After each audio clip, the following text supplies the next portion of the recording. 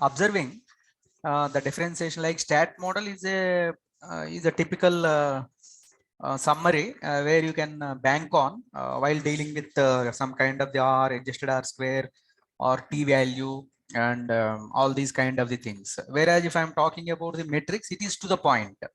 Like if you want to get root mean square error, or if you want to get R square, based on your requirement, you can customize. Always, this is a generalization, friends. Actually, the stat models is a generalization, and the usage of the matrix is a specification.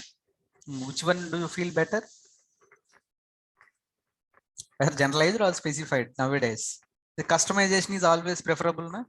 Rather than simply flooding all the measures, everything, and to confuse the client, because client satisfaction is most important. Moreover, while implementing these kind of the data science projects, we are not having any individual or independent decision making. So we have to sail through different members. That's what I said. So that's what nowadays, guys, in our curriculum, if you observe, I have given the hint also. There is SQL part also. Let me introduce those aspects also parallelly, because once we complete these kind of the algorithms, because algorithmic notation, daily 1 or 2 algorithms we can complete. However, we are having the knowledge of the stat behind that and the intuition behind that.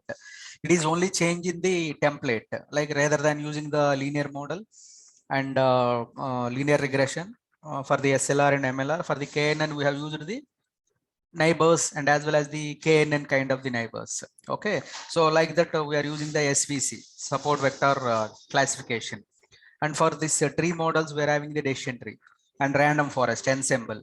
So like that, we're having different categories of the aspects. So implementation of the algorithm is easy, but understanding the stat behind that is definitely important. So in that aspects, friends, the interview process and what they're expecting is like, if you are applying a data scientist position or data engineer position, with certain 5 to 10 years of experience, assume that within the time bound of this 5 to 10 years, then the possible questionnaire you may get from starting from the SQL, and of course with the Python orientation, and then all your ML knowledge, and apart from that, you need to answerable for the stats behind that also, the stats behind that. And one more thing, friends, if you are referencing SQL orientation, of course, we're having this reference in our curriculum also, because our curriculum is a diverse kind of the curriculum. And of course, 75 to 80% we have covered. And now I'm going back and verifying which are all the things we have promised to you to deliver. So just I found that, okay, SQL is also part of our curriculum. So then if I'm seeing this particular SQL, as rightly we have framed the corresponding curriculum, because nowadays the people are expecting at least 5 to 10% of your SQL capabilities. At the moment, I'm saying one more thing, friends, one more interesting question we're asking for the people: SQL versus R versus Python. Okay, so this is one thing. And if I am talking about the SQL orientation, so unavoidable question is this thing, friends, actually group by and having class. And sometimes they're asking this cursors, though you are not intended to use, or we may not use these things, but better to know, at least for the interview point of thing, triggers.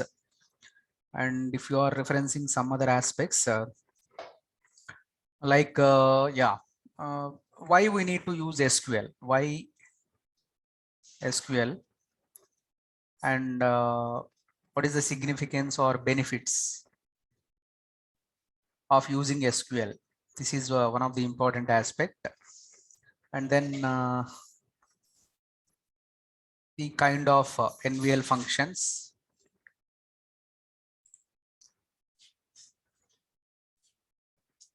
Are you using Oracle SQL or any other MySQL or something? I generally prefer open source only, Suresh, Open source. because as in the landscape of the Python and all these Hadoop kind of thing, definitely we should use MySQL. MySQL. Normally they use MySQL only. Nowadays, some other database they are using. What is that? Some MongoDB, MongoDB, HBase, MongoDB. Cassandra. Yeah. That is also I'm referring here.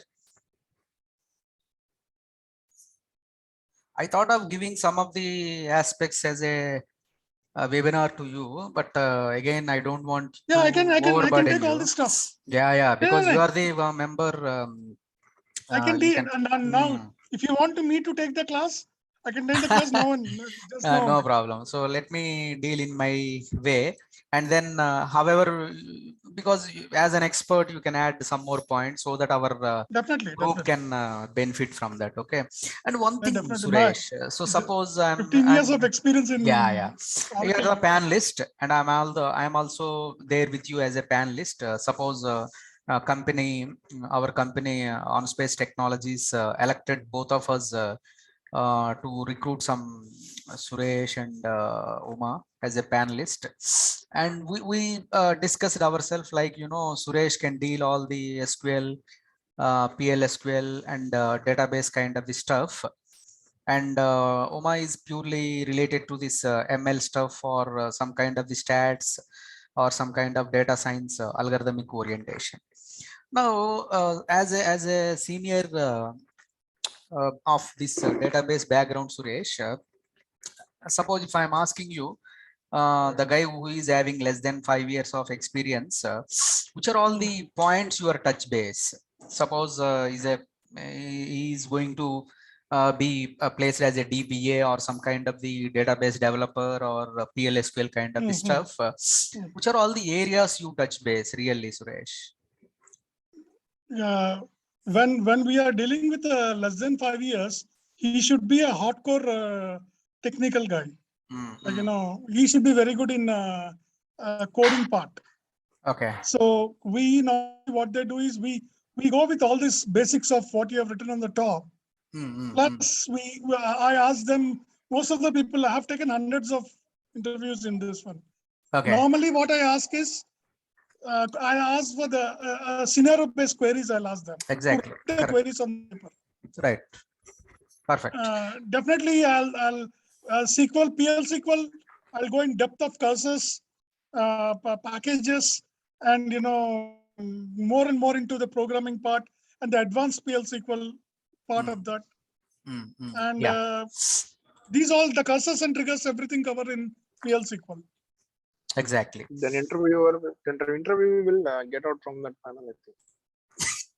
Is that Yogesh? I didn't understand. What is silly? Yogesh is ready to capture. We are asking whole lesson of that SQL. No. Whole textbook. It's so Yogesh. While I'm studying, maybe that is in computer science. My graduation. There one large book is there. That time we are having latest Oracle 8 or 9J is there, na Suresh. That book is there. It's a fancy book, all the SQLJ kind of thing. That is the latest one, and it seems Yogesh referring to that entire book you are asking to all the members, so that, and it happened to me also while starting that scenario based kind of questions. After 2 or 3 minutes or themselves they are disconnecting the call, because they could not maybe as I mentioned fake members and some people who are putting some kind of the experience which they don't have for all these kind of the stuff. Definitely they are not ready to face. Even some people are not ready to come to interview also, Suresh, nowadays. I felt that because from past 1 week we are into that mode of recruiting the people and all. And many resumes we are getting, especially in PySpark and these kind of things. But surprisingly, the members who are 5 to 10 experience, they are fairly doing well, Suresh, actually.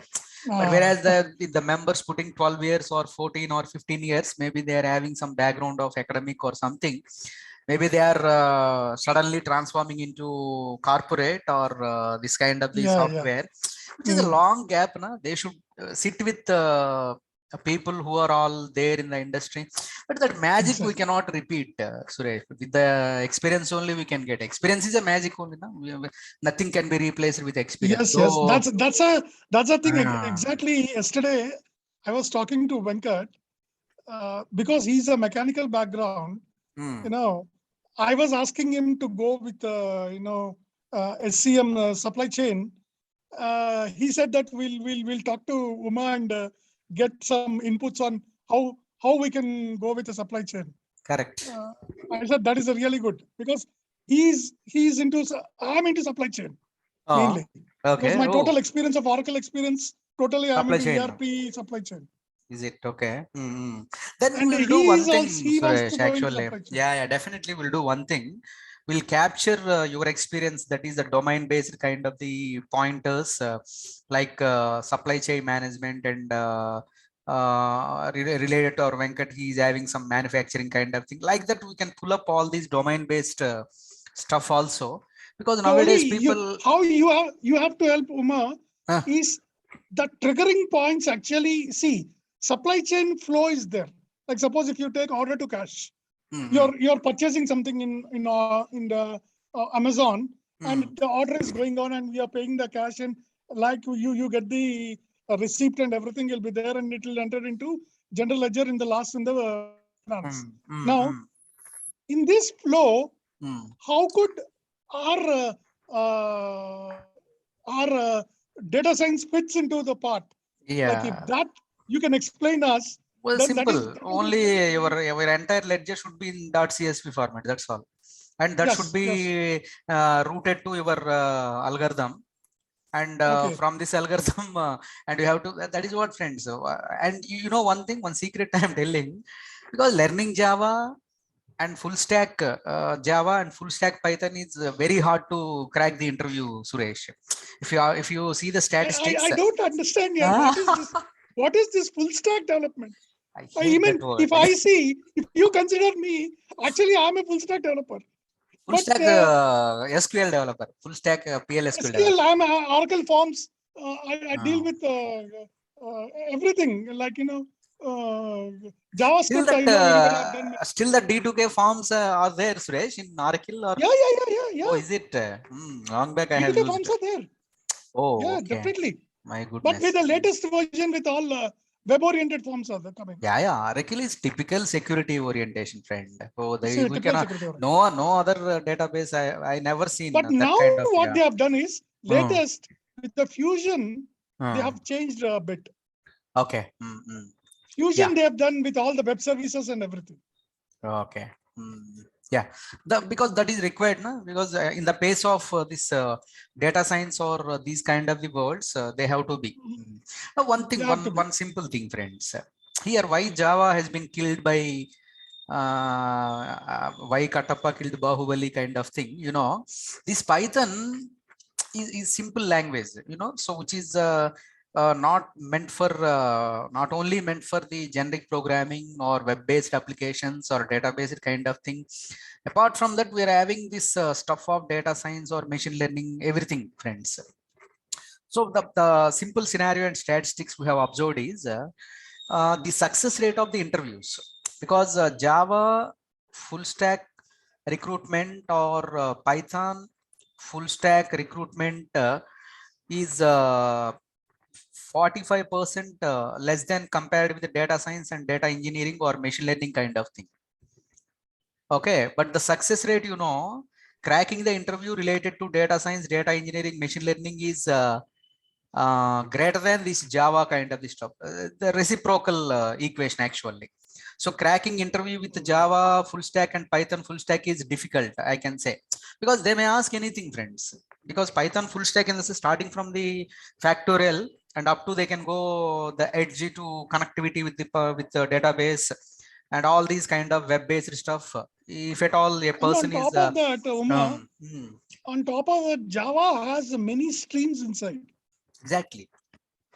But there are a lot of streams in Java actually. But because when it came to mobile this thing, he has put so many streams inside.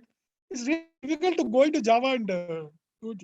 It's a headache part. Yeah, because the problem here is because Java sacrification cannot done by any other human being, I can say, because without this particular Java, nothing is going to work, friends. You know, entire That Hadoop is is the written in reason Java. Spark and Oracle ARM guy, definitely. Oracle has purchased it. Of course, they are now friends.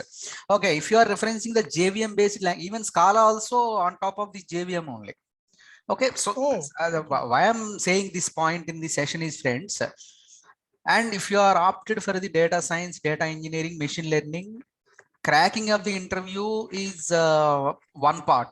Like you can easily, after 2 or 3 interviews, definitely the questions would be repeated. And actually, the morning I have attended one conference, friends. Actually, the conference I realized that there is one question asked, actually, one CEO, okay, to our manager. So retention versus new hire. This is one thing. Oh, retention versus new hire. New hire. Second Because point this is the latest topic going on. Really, Suresh, I am amazed. Second point is how to improve the skill set of employees. Already existing persons. Third thing, Suresh, amazing. Maybe this is, suppose we are calling for interview, interview, because the JD is except PM post, they will give all the roles and responsibilities, no? Except roles and responsibilities. Yes. 1,000 roles and responsibilities would be there, no matter whether you are. Now they asked that, and we got nice answer, Suresh. Actually, suppose 100% candidate's profile may not match with the this kind of JD. Yes. Then what is the purpose? Then the answer, 60%. 60% skill set is enough, like they are telling. Just which is the inspiring point. I'm not talking about my perspective or Suresh's perspective, friends. This is the industry perspective I am talking about, because such a great conference I attended, and their CEOs from US, UK, many countries joined, and they are sharing their thought process and ideas, because all are worrying about the attrition rate, friends. Attrition rate is more nowadays. And one more important thing is lagging of the potential skill. Now, Google cloud platform and Google technology practitioner, and from Google only, and she said, okay, so just their culture, okay, what they have established is they're having this one culture, friend, leadership, sponsorship. Okay. And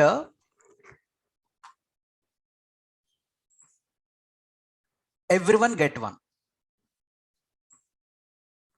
So see how the companies are struggling like anything, even Google, Facebook, because skill set, they are ready to give the training to you, friends. Only the thing is your mindset, and you should be ready for the learning. That's it. Ready for learning. And one thing, they are providing, okay, a budget for training, friends. I really amazed by seeing this, because see, the person who is having the certification, who is attending, and they told that, like, from 8 to 12 they have to attend the office, and then from 2:30 to 5:30 they have to attend the sessions. Then whether they are going to sleep, or it's not a offline session, this is online session. See, this kind of the culture is not there. That means if they are having the session, that's it. That is a working day for them, and they can go and sit in the session, and they can practice, and finally they will be given some 4 months to 6 months. Okay, so like to capture that particular certification. See the trends, friends, actually, which is very I can say this particular trend is never before, friends, I can say, because no, it was there actually. Before also, every company, because I worked for CSC for 10 years, the trend was there. But what they used to use it, for good projects, actually. If you show that my team has so many certifications, that the client will get impressed actually. Oh, okay, this particular this gang has so many certifications. So I think these guys are really good for my project. Like that, they'll portray actually. They used to portray for business. Usually qualification. For business, but and, this this has become livelihood actually. Like one they more have to thing. learn it. Because see, even Accenture, Infosys, Global Logic, Tesco, all these guys, if you are putting Elasticsearch, because in one of my research paper, I have put that Elasticsearch and I got a call from Amazon actually, because they are looking for this Elasticsearch guys.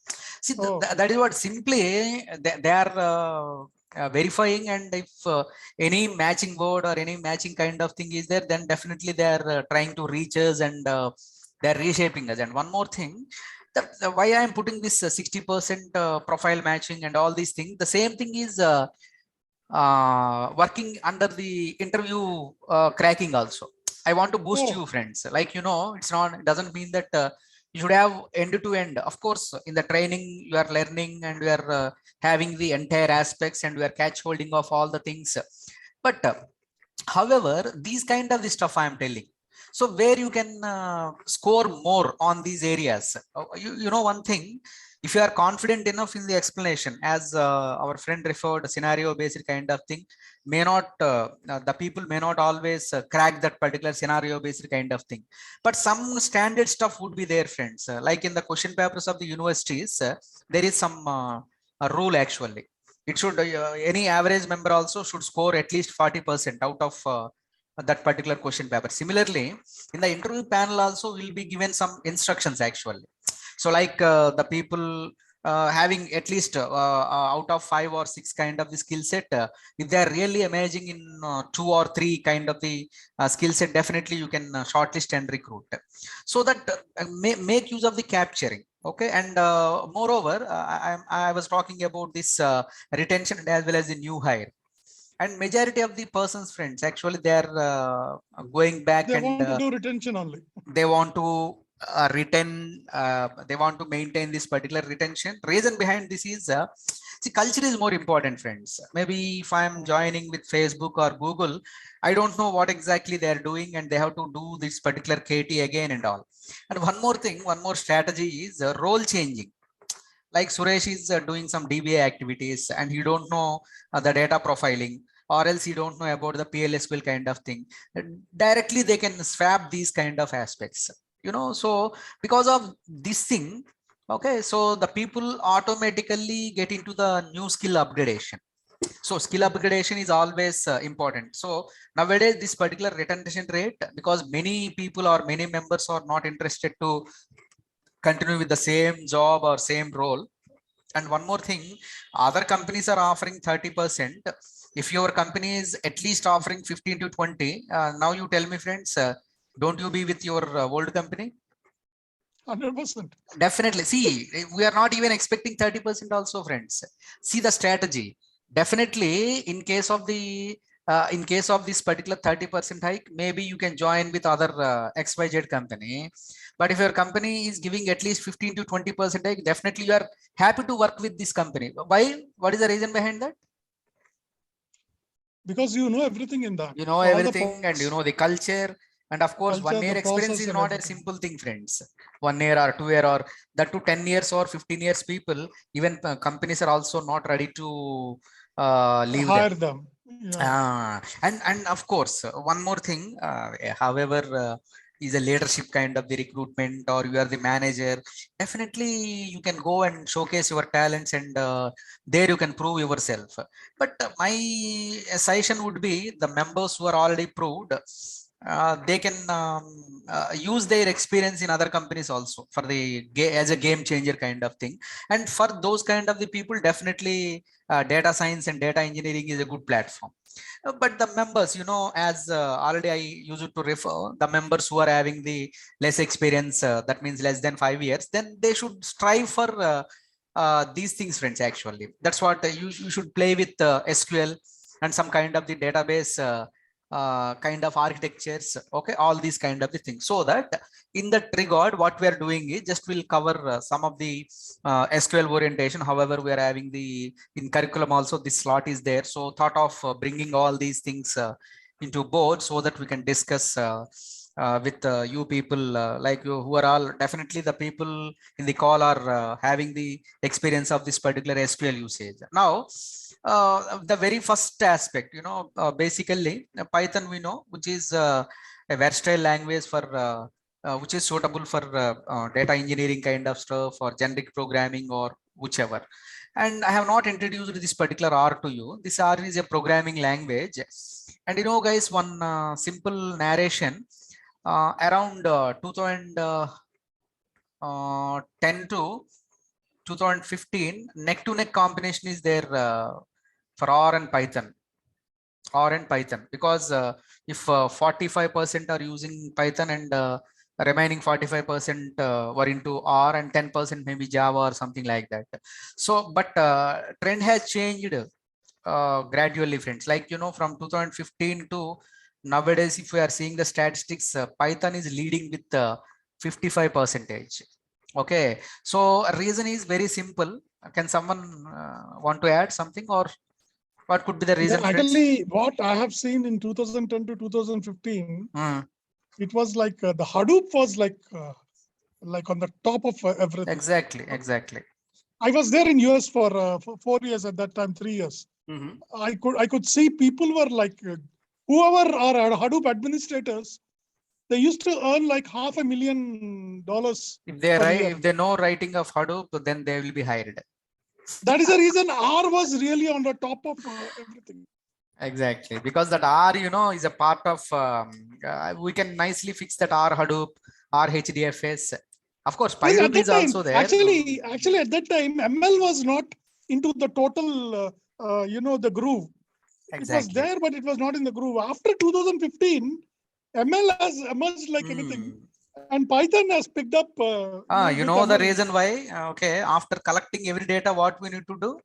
We have to analyze the data, then people are turning into this ML and data science. Okay, just to observe here, friends, if they are asking such kind of the questions, here no technicality is there. Only your general knowledge and observation of the industry is much more required. Don't always sit with your computer and do some kind of technical jargons or something. Again, you need to observe, okay, how these particular platforms or these languages are really contributing to the industry. That is also most important. As far as this R is concerned, friends, it is most into the statistical programming, friends. Actually, it is backed by the industry professionals, that to universities, and IIT Madras also having their own repository to escalate and to have some of the additional aspects of the R programming. Okay, they are also adding some of the functionalities. But Python, as if you are referencing R programming, especially it is very good in the statistical kind of thing. But our guys, the data scientists and data engineers are managing everything with Python. So without knowing this stat background also, they are coming up with the strategy of how one can easily maintain the corresponding measures with the metrics without using any stat models. So that is the advantage of Python over R. And now the question is like this, friends, SQL versus Python versus R. If I'm asking this kind of question, then what is your thought process? I've set the context, like, R programming a little bit statistical skewed. Though statistical skewed, we can implement all the machine learning kind of stuff in R programming. Whereas Python is a kind of language where you can bank on all these web-based database or data science or generic programming kind of thing. SQL stuff is basically for the storage and performing some kind of the command orientation. Okay, now if somebody asks you, maybe if I'm asking Venkat to how do you see the SQL versus Python versus R, then what is your answer, Venkat? We'll go one by one, no problem. Let Suresh or Yogesh or Lakshmi maybe adding some more points, then definitely we can use those points also. Yeah. I cannot. I cannot answer this. Why? One thing for sure, the way I have seen in the Python, it is linked up with many of those in the data science aspects. So that is how I can say that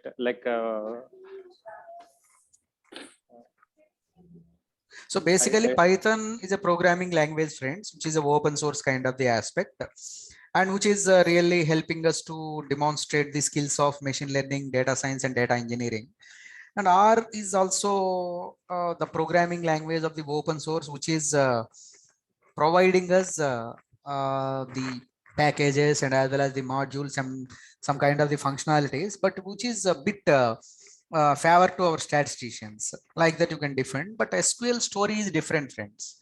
It is a supplement. Actually, it is not a complement. It is not competing with any Python or R kind of thing, because SQL stuff, which is most common in the PySpark or which is in Scala also. Just we're having that SQL reference. So SQL nicely integrate with any kind of the language or any kind of the programmatical aspect. Okay, so that point. So you can just explain the capabilities of this particular SQL and as well as Python orientation and then R programming. Okay, so that is the initial thing, friends. And one more thing, hope all of you are knowing about the statements. Like, if I'm talking about the structured query language, there are certain aspects, friends. Data definition, data manipulation, data control language, and transaction control language. Okay, like that we're having different kinds of the stuff.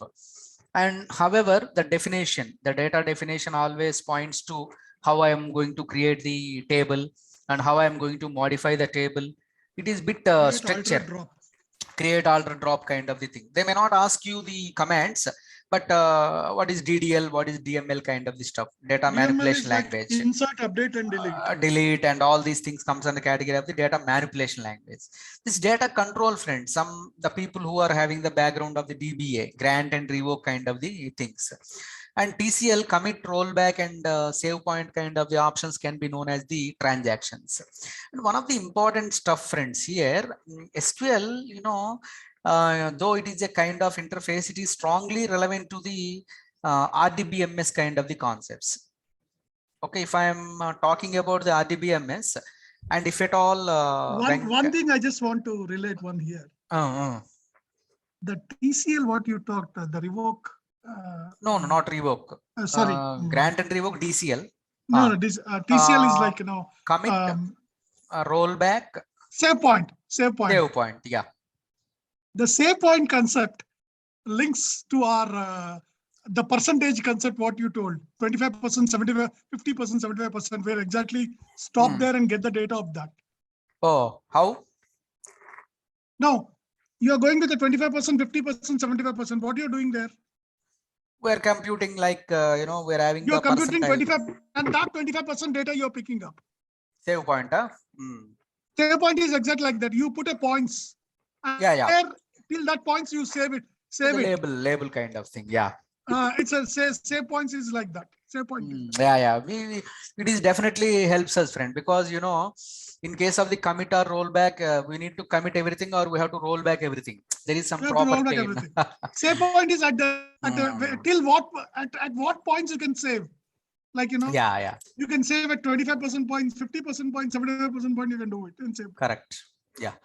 And one more thing, friends, if you are experienced, then definitely you will be getting the question of this normalization.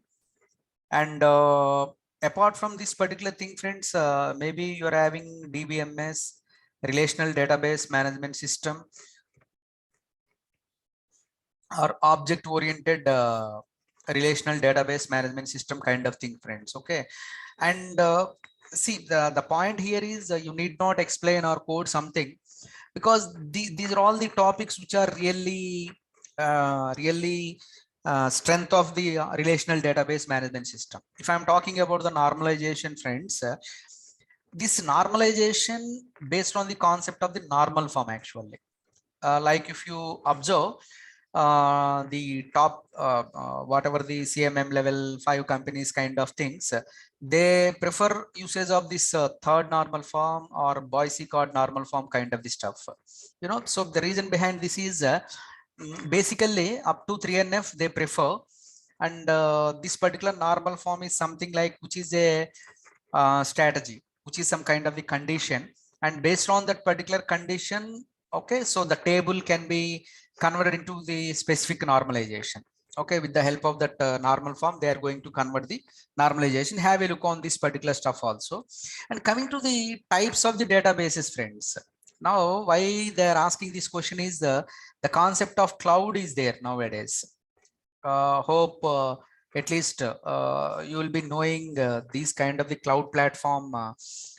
Even I have we have seen some kind of apart from that Anaconda Navigator, which one we have seen, friends? One more editor we have seen to feed the TensorFlow kind of the code. That day I have given some demonstration.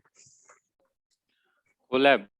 Google Collaboratory. So that particular collab is connected with some kind of the remote machine, and they're having some kind of the RAM and as well as the hard disk capacity with higher ranges. Okay, so here the cloud platforms, friends, the most famous cloud platforms, if I'm talking, though we are having this Amazon or GCP kind of thing, but you need to remember one more point as we are talking about off and on this particular big data and as well as ML or data science kind of thing. So there is one more common platform, friends. This is CDH actually.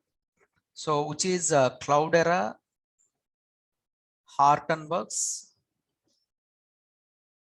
distribution. They may ask you guys which kind of the cloud platform you're using. Maybe if you are saying this CDH kind of thing, you will get less questions. Reason behind this is nowadays every company is banking on their GCP and AWS kind of thing. Okay, and Cloudera, Hortonworks, you know, earlier before 2015 they were different actually. Cloudera is different and Hortonworks is different. Both were separate, but now after 2015 they got integrated.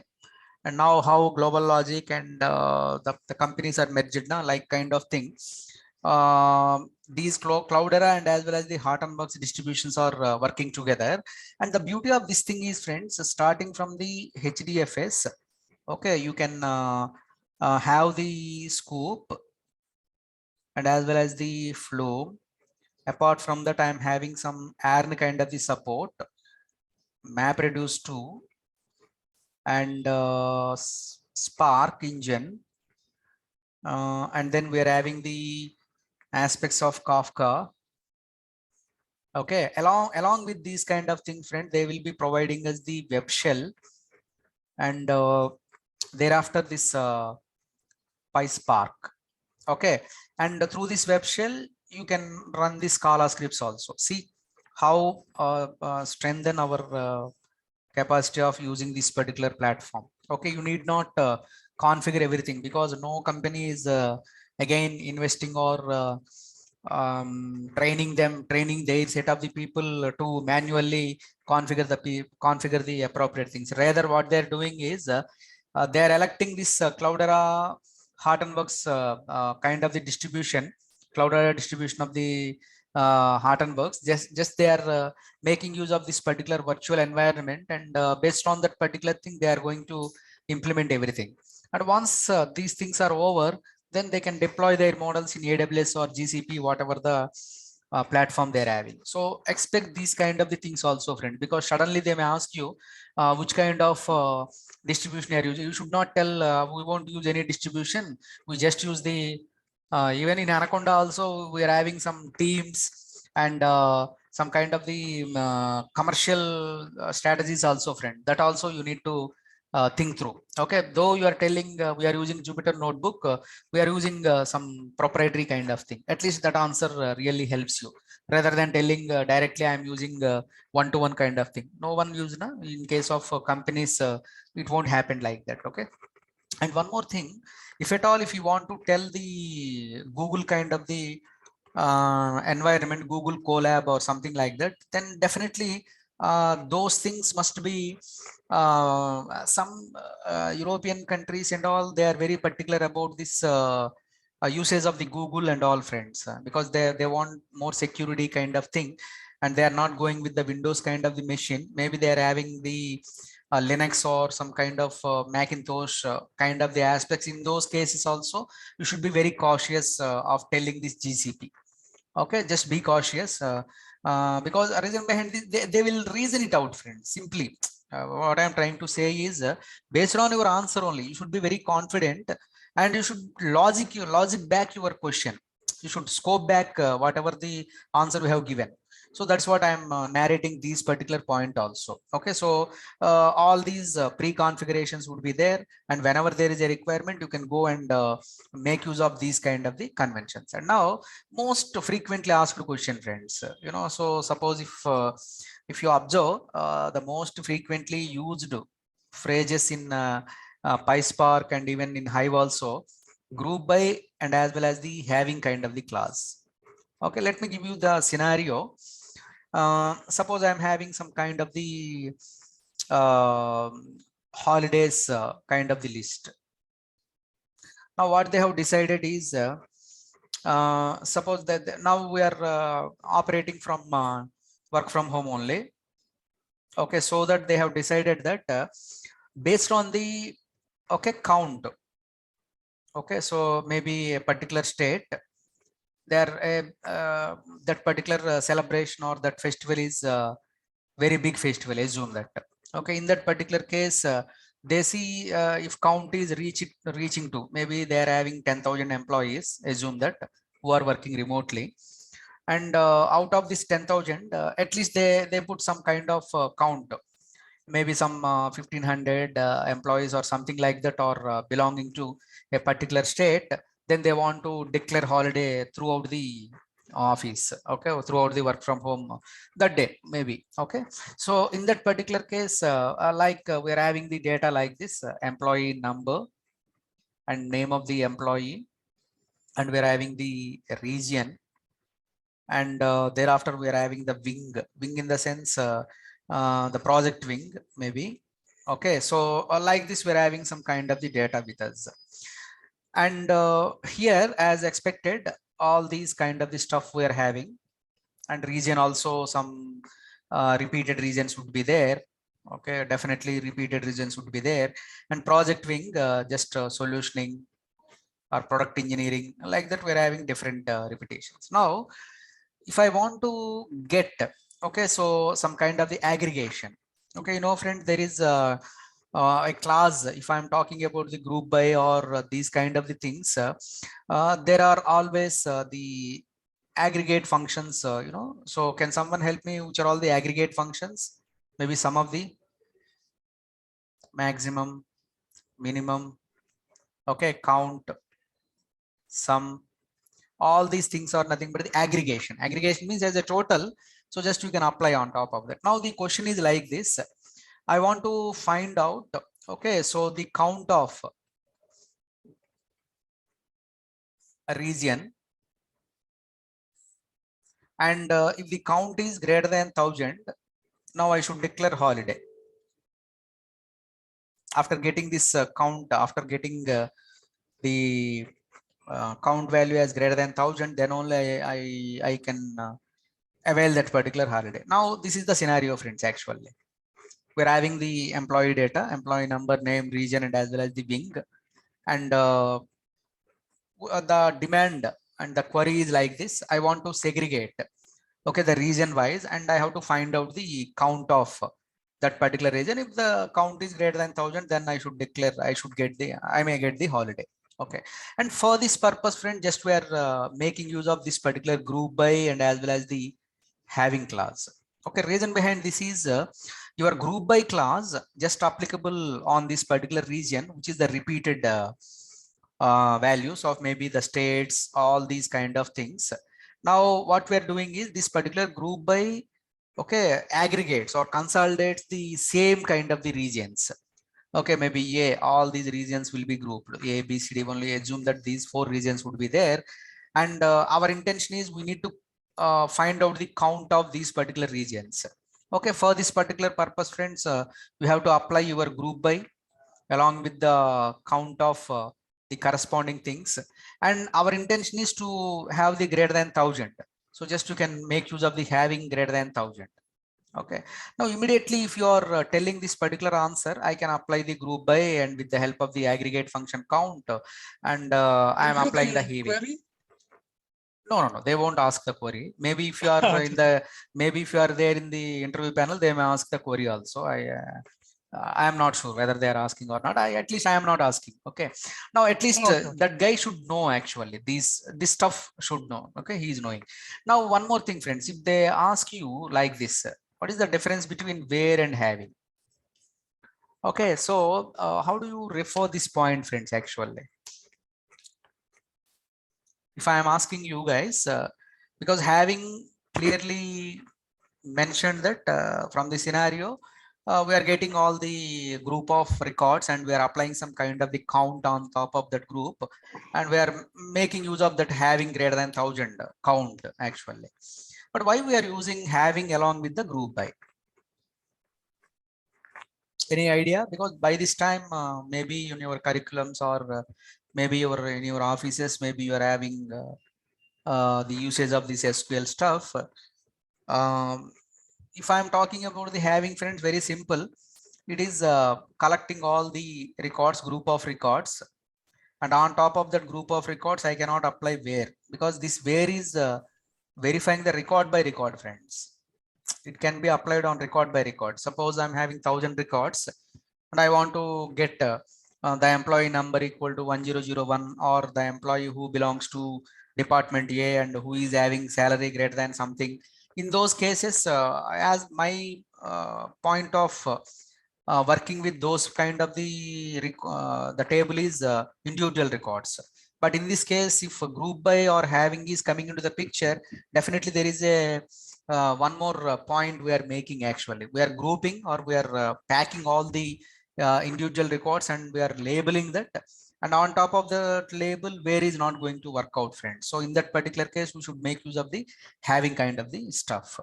And one more thing, if you refer the word transaction, hope you are aware of this, friends. Transaction, especially in the databases, what do you mean by a transaction?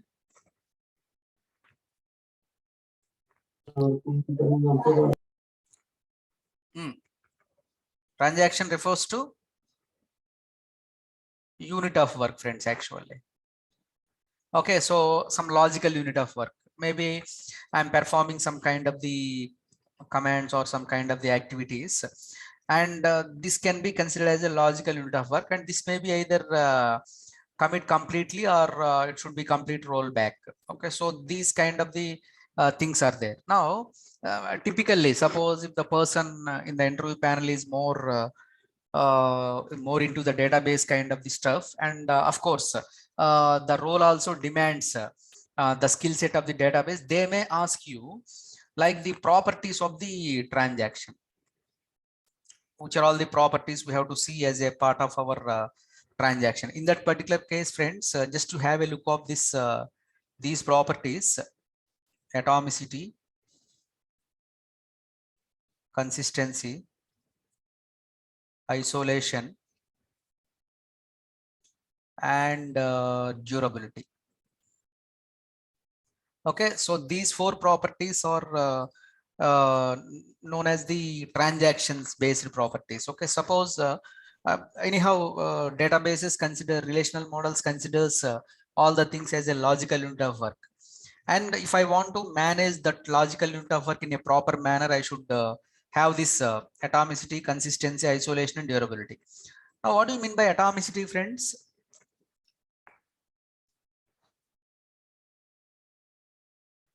As a unit. Okay, either the entire thing should be committed or else it should be rolled back. There is no partial commit or no partial rollback. So either I can go ahead with the complete stuff or else I should roll back. That point is known as the atomicity. So as to avoid inconsistency of the data, all those kind of the things you can see. What do you mean by consistency, friends? Actually, consistency in the track or consistency in the education. How do you refer that, friends? Basically, it should be repeating the same type of values. same type, and you know one thing, before the transaction and after the transaction, the database should maintain the proper data. That means valid data. So because the database or relational model is a resultant of the transactions. Maybe if I'm using data definition language, data manipulation language, these accumulation of all these kind of the stuff is your resultant database. So consistency is something like before applying the transaction, I'm having some kind of the data with me, and after applying the transactions, I'm having some kind of the stage of the data. And before the transaction and after the transaction, the database must be in a proper condition or proper position. Okay, this is the second important thing. And what do you mean by isolation? Isolation is a word we are using from past 2 years more frequently. Home isolation. Stick to something. Stick to something means here, observe here, friends. Isolation actually what it is saying is suppose I am using table 1 to perform some kind of the activity. So until completion of this particular activity 1, no user is allowed to access this particular table parallelly. If so, what happens is if parallelly Suresh is doing something on the table and Venkat is doing something and Yogesh is parallelly accessing and updating, then which leads to the inconsistency, friends, because temporary results, whatever generated by each activity, if they are creating ambiguous kind of thing and someone is committing and someone is rollbacking, and finally it becomes inconsistent data.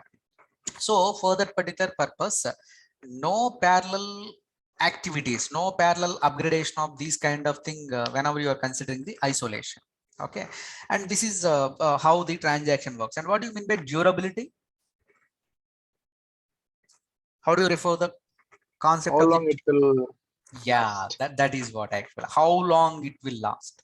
That means suppose transaction 1, 2 and transaction 10, up to we are having transaction 10.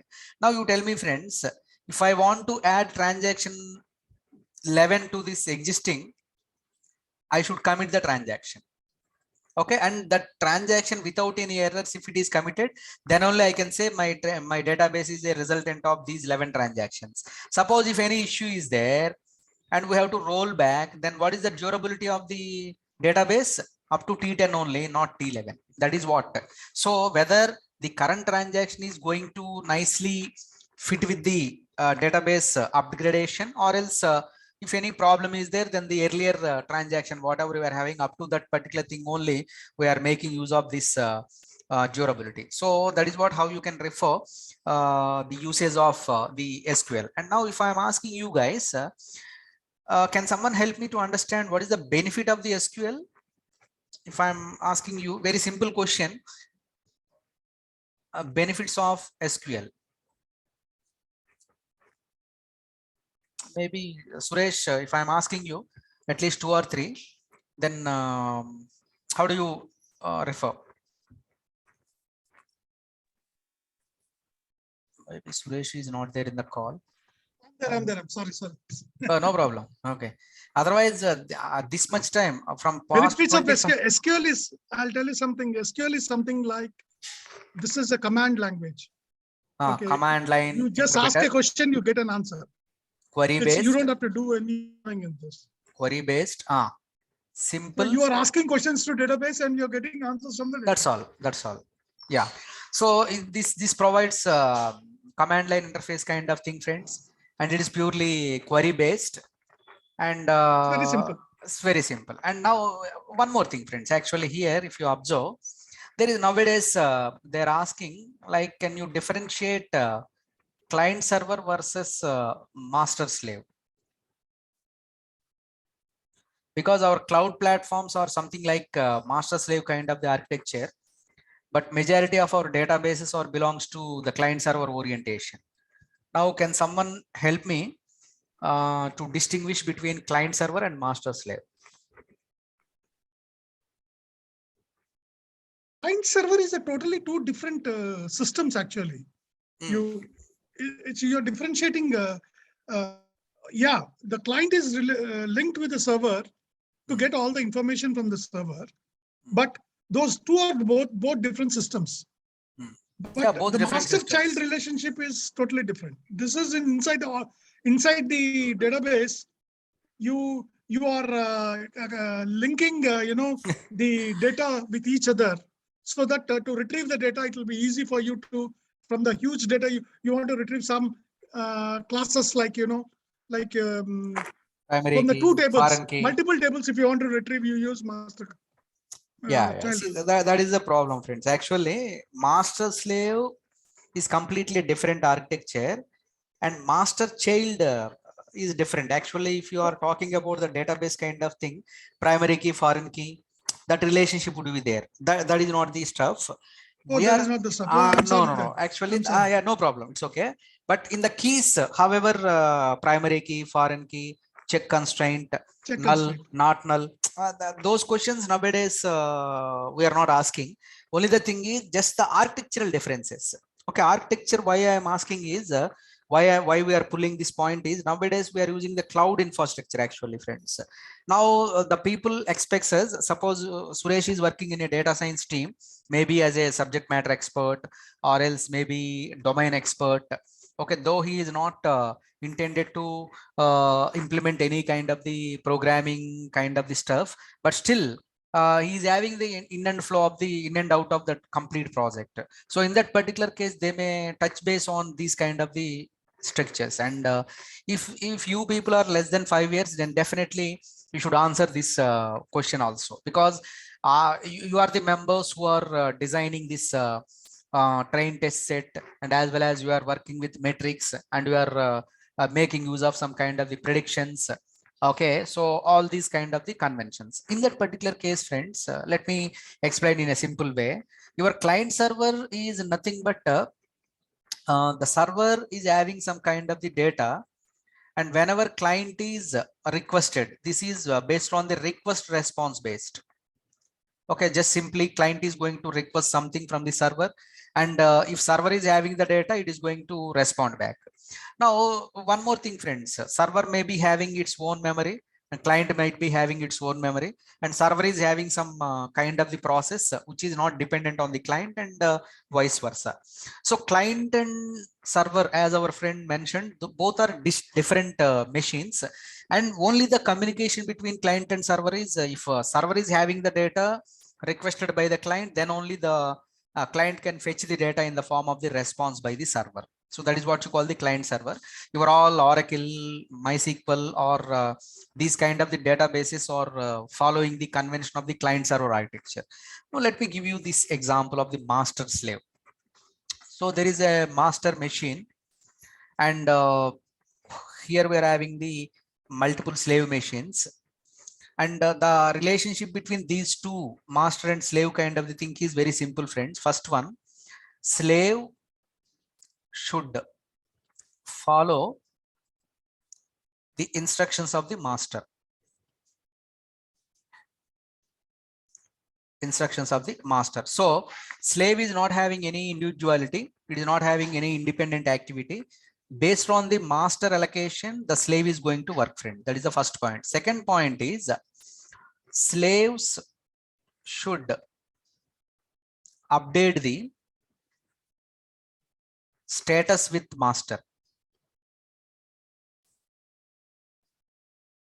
Okay, slave should update the status with master. So if I am talking about the Hadoop architecture, okay, so obviously these slaves, all the slaves, whichever, they are going to update the status information with the master.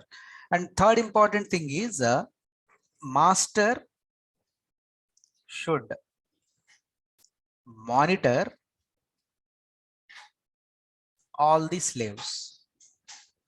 See, this particular monitoring involves which slaves are free, which slaves are having the data, and which are participating in the processing. Okay, all these kind of the stuff, friends. So just observe in a simple liner, your client server architecture is a request response based kind of the machine. Most of the databases are dependent on this particular client server mechanism. Whereas if I am talking about the master slave architecture, it is more into the status based, like, you know, slave should follow the instructions of the master. Slaves are not having any individual or independent activities. Second thing is, it is a responsibility of the slave to update the status with the master. And as a third aspect, master should monitor all the slave information, like which are all the slaves are free, so as to allocate the new stuff, and which are all the slaves containing the data, and which are all the slaves participating in the processing. All these kind of stuff can be observed as a part of this master slave kind of the architecture. So this is how you can refer the usage of the master slave kind of the stuff. Now, one more thing, friends, here, the most important aspect nowadays, especially in the data science and machine learning kind of the interviews, they're asking about the NoSQL stuff. This is NoSQL in the sense, not only SQL, friend. This is okay, not only SQL. Any idea, friend, by chance?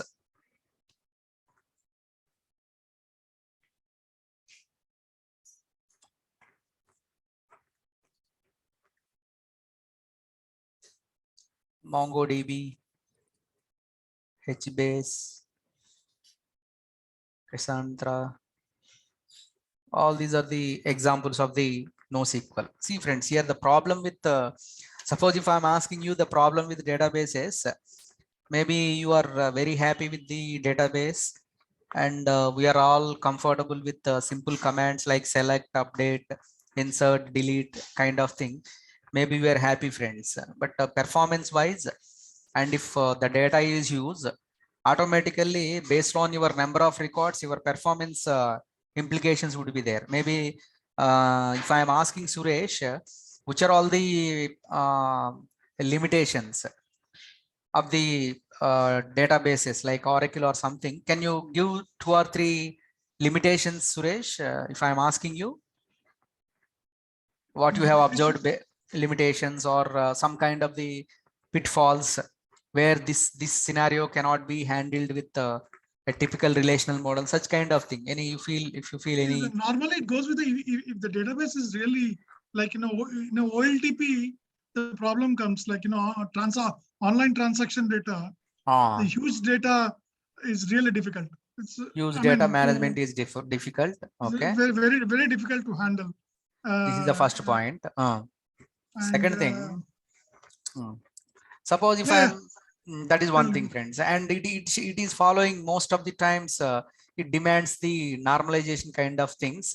Even a typical database programmer or database user hate this normalization, because normalization is something like which is incurring many joins, because we have to split the data again, and we have to manage that normal form. And again, what one of the optimization constraint or one of the pitfall or the joins are incurring more performance degradations, friends, if you observe in the SQL format. So the normalization kind of the stuff also, they are causing some kind of the performance issues. Third one, like, there is one more thing here. yeah, tell me. Like, we actually in Oracle or any database, we use constraints. Yeah, correct. Create a constraint. Yeah. Now, this constraint really creates a havoc when dealing with a OLTP. Exactly. It won't allow us. Even one more thing. It won't allow us. One more thing, friends, here, the date, is a horrible experience. Horrible. But it took one time. I have 48 hours I didn't sleep because of this date and time. Yeah, that is one thing. And moreover, this data type is, though we are using Hadoop or something like that stuff, always relational model data type is one more pain, friends, actually, because we are traveling in the area of unstructured data, but still databases are hanging with this data type, varchar2, char kind of things, and data time or constraint based, all these kind of stuff. So I can say the people who are comfortable and happy with the database, that is perfectly all right, friends. But the current scenario I am talking about, database 10 years back they survived. Now they are going to survive. After 100 years also, without database we cannot do anything, friends. It's a bitter truth. Okay, reason behind this is Without database, nothing is going to happen. First, you need to capture the data, then only you are going to use that particular data somewhere. In that standpoint, your database skill set is not going to disappear after 100 years also. Definitely database support must be there. Okay, for a typical universities or for typical companies, they still love to store their data in the databases only. But apart from that, coming to the current scenario where we are having the huge data, maybe we are having the unstructured data or semi-structured data, and maybe our data is highly what I can say, suppose in first record I'm having only 2 columns, and in second record I'm having again 5 columns in the same table. For all those kind of things, without using any normalization, without using any data types, or without constraints, okay, all these kind of things you can say as a not only SQL, friends. This stuff is nothing but the NoSQL kind of the databases. Reason behind this is these MongoDB uses or HBase or Cassandra, they helps us to simply create row or column families related to those particular kind of the stuff. You can perform the activities, and you may get this particular question, friends, into your mind, like, suppose I am not giving any a constraint like primary key or the key kind of the constraint, then how do I access the data? Because I'm not scoping the primary key or some kind of the key in the context of my NoSQL usage. Then a biggest point is, okay, storing wise, you are going to input whatever the data I'm having, but later point of time, how do I access the data is a biggest question, because it's not following any employee number or name or something key based aspects we are not following. Then what is the methodology, friends? Maybe Suresh can give the answer.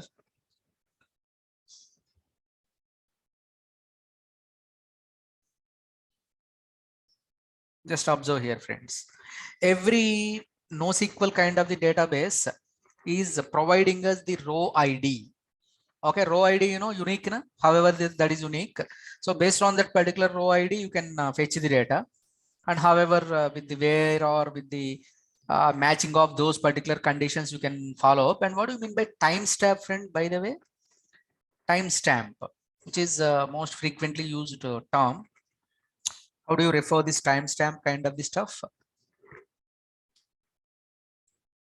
So timestamp is something at what time the record has been created. The transaction happened. Transaction, because you're right, because in case of the transactions only, generally relational model prefers the usage of the timestamp.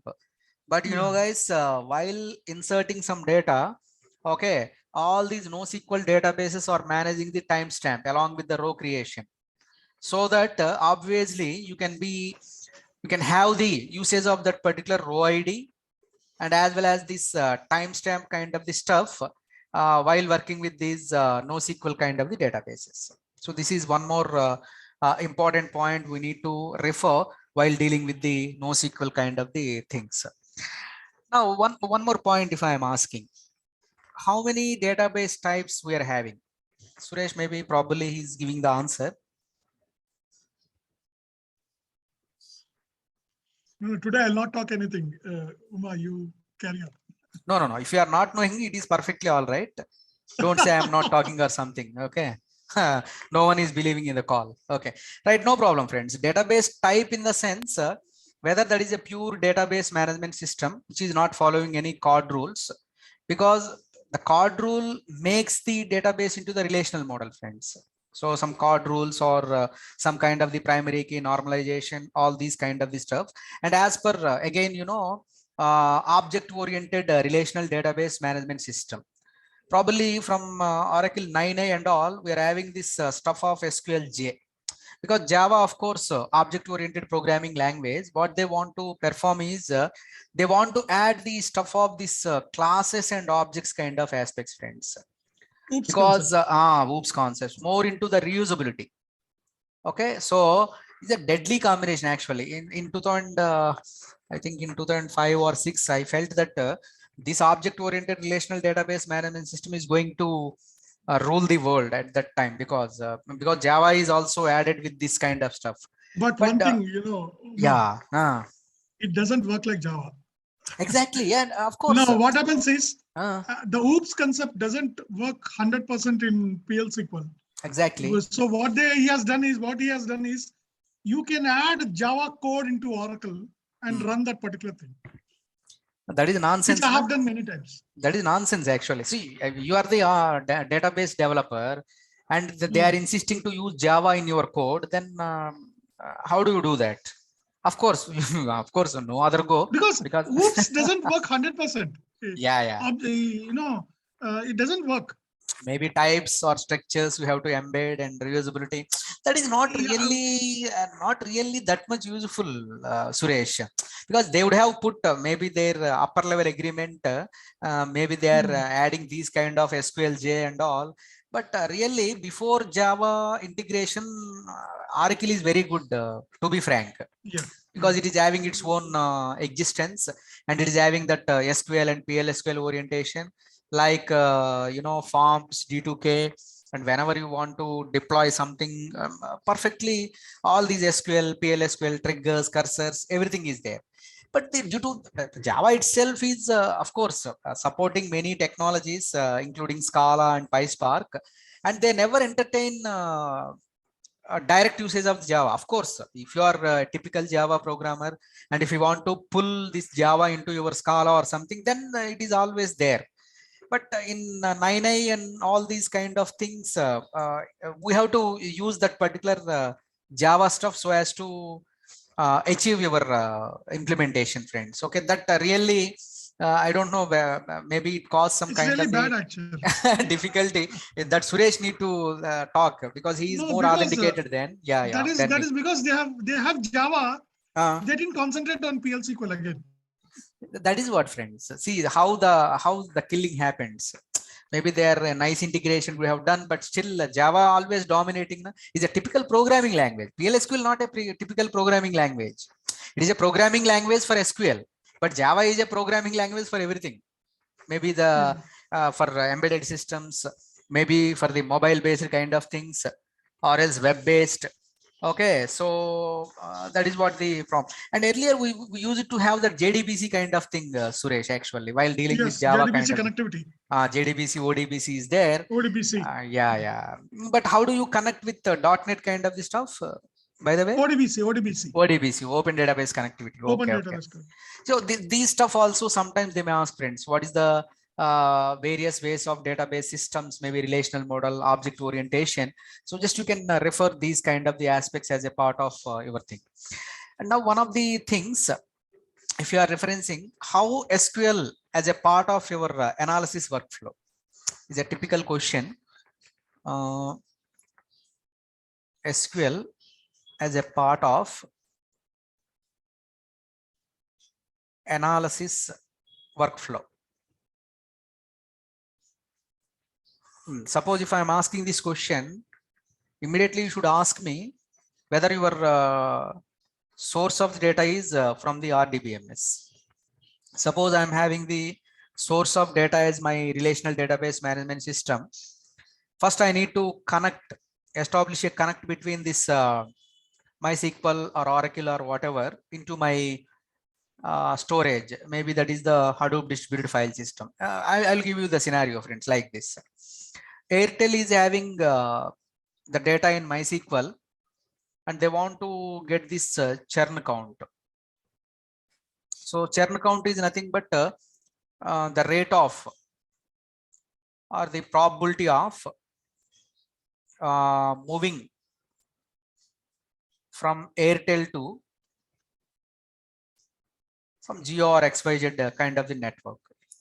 Now, if this is the case, friends, okay, so now I want to get the rate of change or probability of the rate, then what could be the best algorithm I need to use in the machine learning landscape?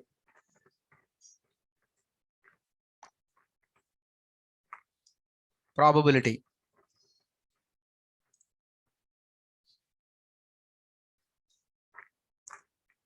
Friends, probability is coming into the picture, and I want to get the attrition rate or churn count.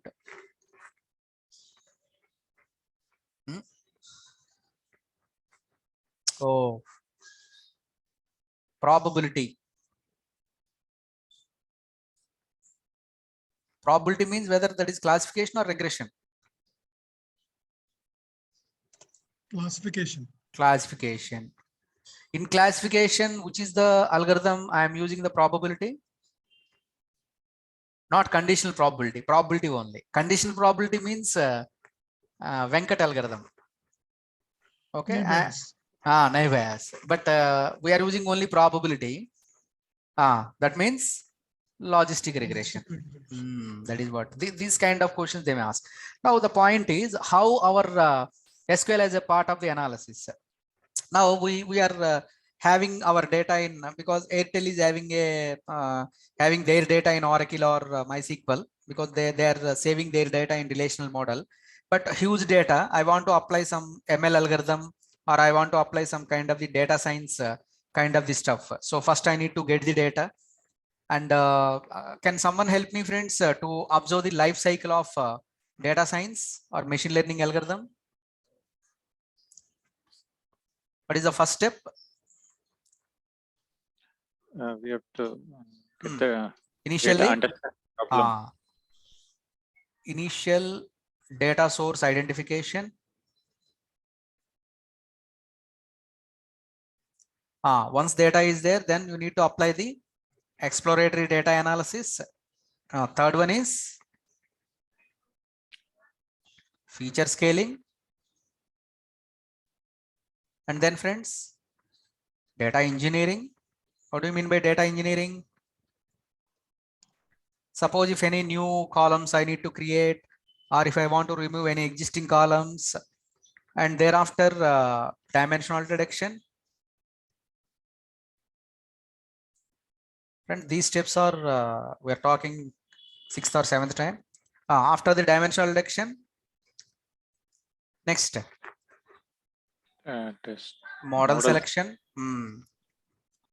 Model selection. And once the model is selected, next one, friends, training. Training the data.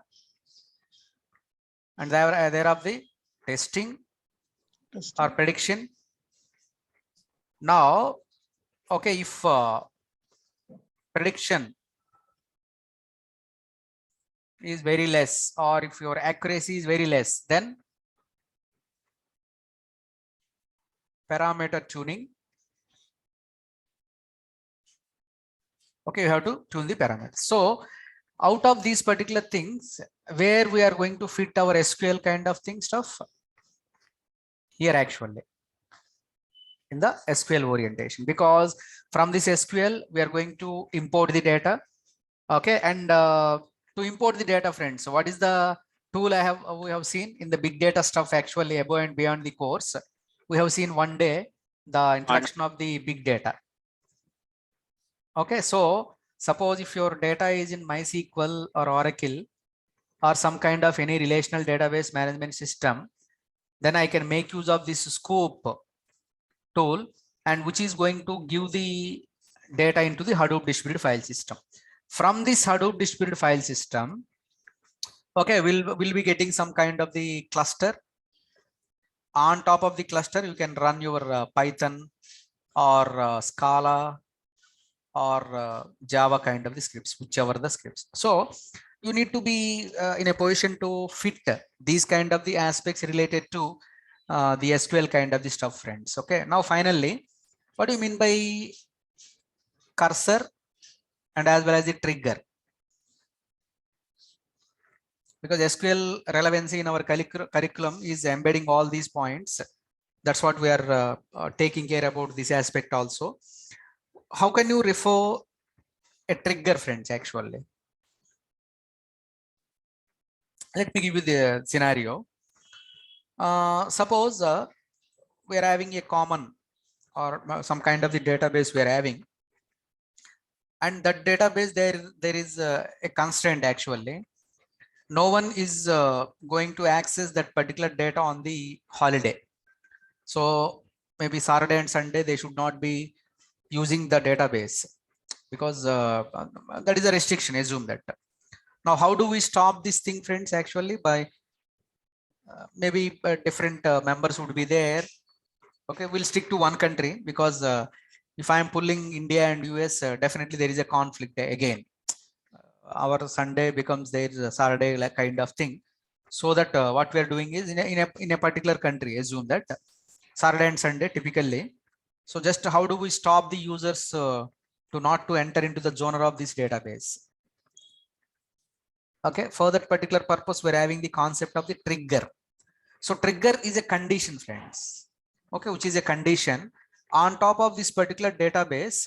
Okay, on top of this particular database, we are going to handle.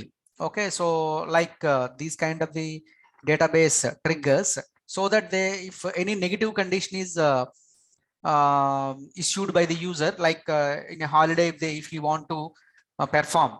Okay, in a holiday, if you want to perform.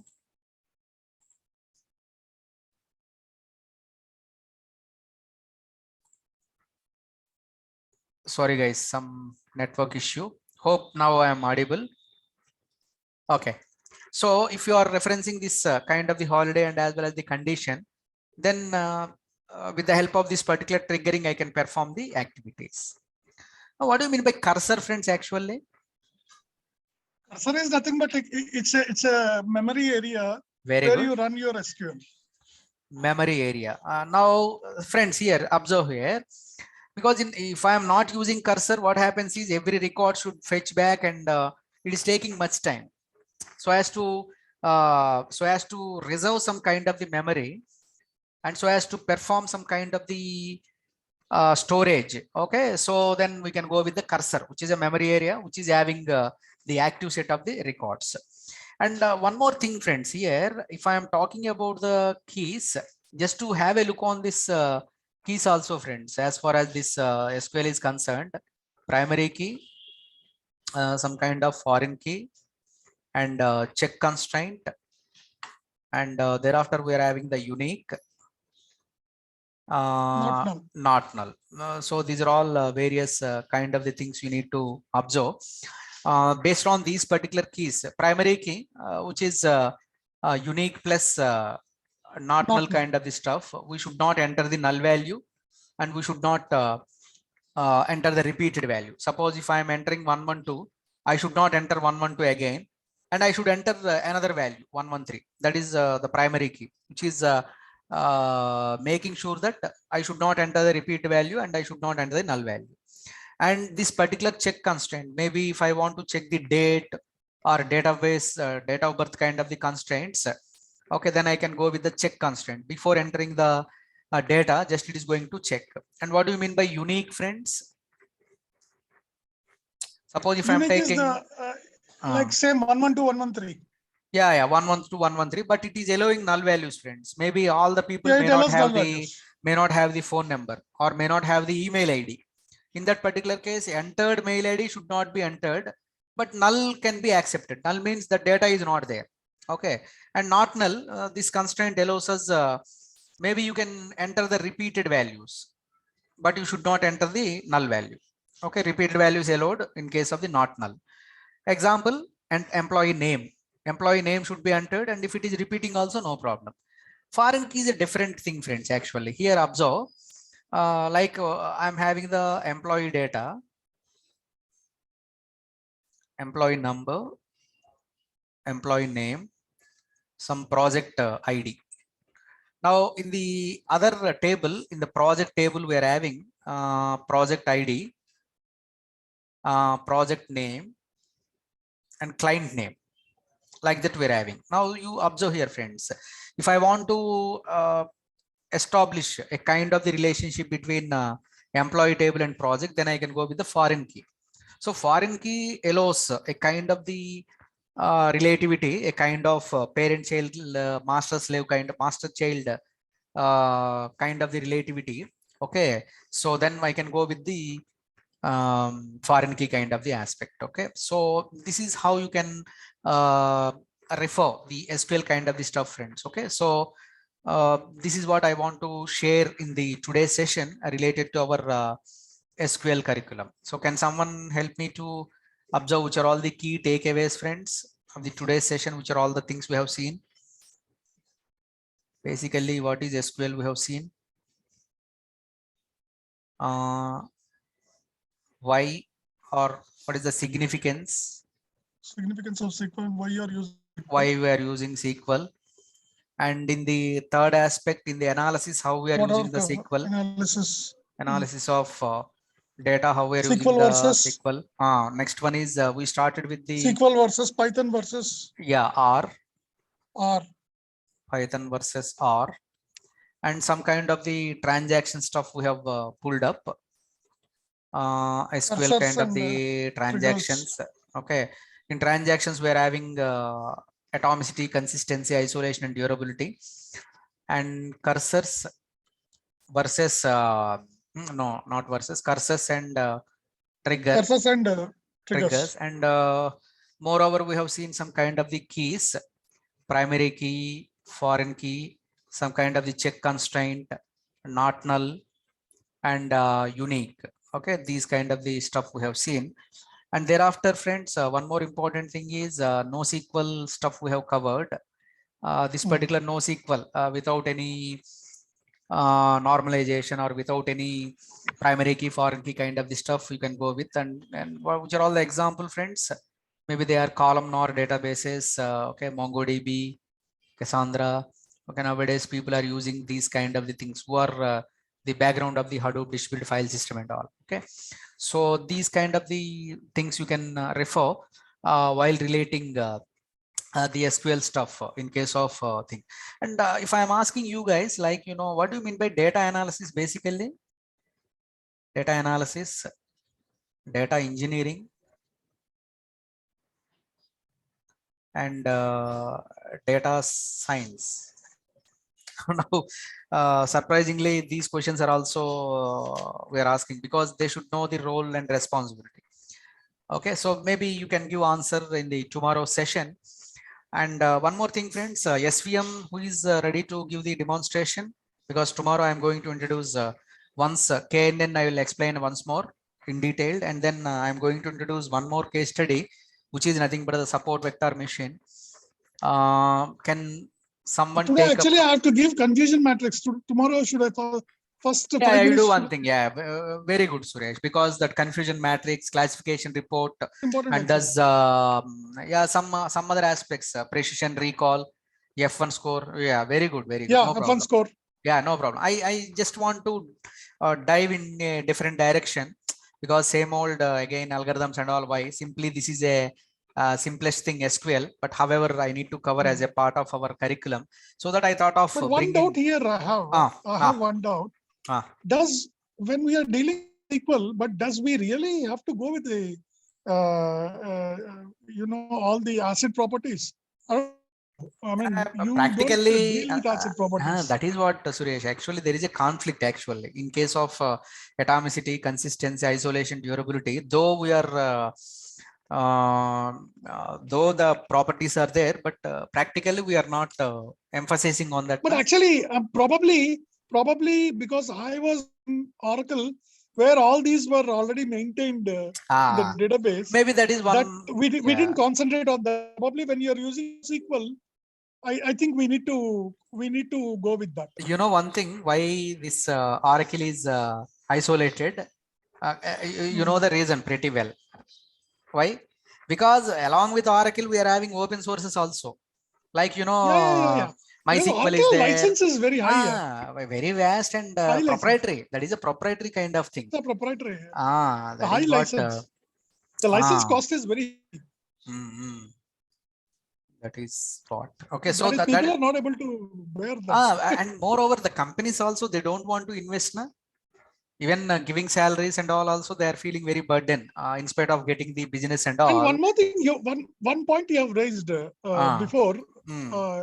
See, when transaction is going on, Oracle really, when there are big data, huge data is there, it takes a lot of time to retrieve the data.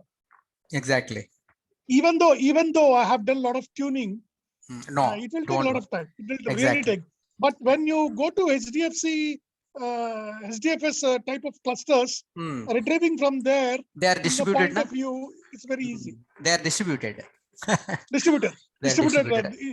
Distributed file systems are really good in nowadays. Speed up You in know, the speed up and all. speed up the retrieval. Exactly. That is what, though Oracle is providing much security and all, but now we are need faster access, na?